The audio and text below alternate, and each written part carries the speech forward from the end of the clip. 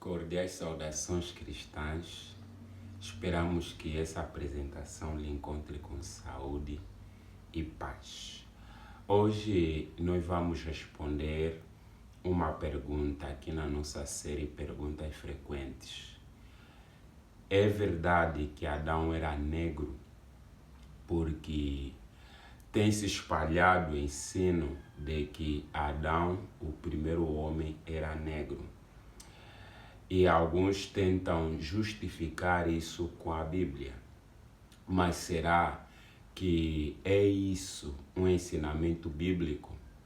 Quando nós vamos para Gênesis capítulo 2, versículo 7, diz o seguinte: E o Senhor Deus formou o homem do pó da terra e soprou nas narinas o fôlego da vida, e o homem tornou-se alma vivente. Então, de acordo com a Bíblia, Deus criou o homem. O homem não é produto da evolução, mas o homem é produto de um plano e um projeto inteligente.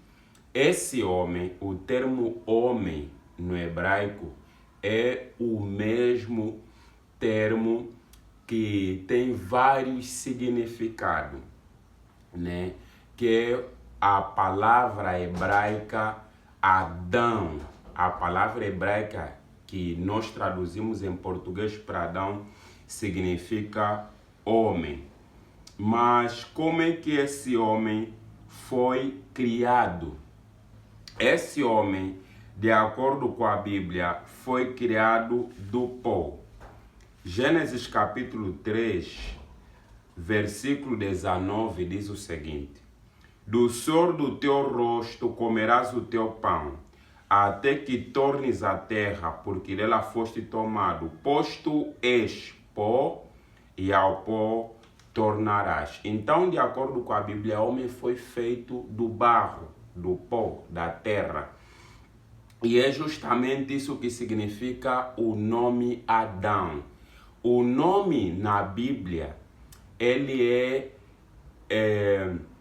utilizado com vários significados. O nome significa caráter. O nome na Bíblia também é cor. Então, este homem, que é Adão, que carrega esse homem, esse nome também é equivalente a uma cor. Quando nós vamos na criação do ser humano, ainda aqui no próprio Gênesis, vamos ver que Deus tirou esse homem do pó, do barro. E esse barro do qual Deus fez o homem é argila. E nós sabemos que argila, que é terra mais pastosa, ela é propriamente de várias cores. O termo Adão, que Adamã, que significa solo, pó, ela é de origem hebraica, e o seu radical, de onde surge esse termo Adão, este radical, que a raiz desse nome, ela é uma cor. Essa cor é a cor que pode ser, variando no contexto no hebraico, o nome Adamá, que significa o solo, que é a terra no qual onde Adão foi tirado e feito, significa, quando é dentro do contexto cromático, dentro do contexto da cor, é castanho, é roxo, é rosado. Então, de acordo com a Bíblia, o contexto de Gênesis, onde é utilizado o termo Adamá, tu és solo, tu és pó, e ao pó tornarás, e Deus do pó da terra fez homem, quer dizer que Adão era rosado. Adão era vermelho rosado, né? Como nós sabemos, vermelho é uma cor com várias tonalidades. Só que o solo no qual Adão foi lavrado ou foi tirado era um solo rosado. Então a pergunta, Adão era negro? A resposta é não. Vamos ver alguns exemplos onde também aparece dentro da própria Bíblia o nome com significado cromático, com significado de cor. Gênesis capítulo 25, versículo 29 ao versículo 30. Gênesis 25, 29 a 30 diz o seguinte: Jacó havia feito um guisado quando Esaú chegou do campo, muito cansado. E disse Esaú a Jacó: Deixa-me, peço-te, comer desse guisado vermelho, porque estou muito cansado. Por isso se chamou Edom. Quem é Edom? Edom é outro nome para Esaú. Quem é Esaú? Esaú é o primogênito de Isaac. Mas esse termo Edom, dentro desse contexto, esse nome é uma cor. Qual é a cor?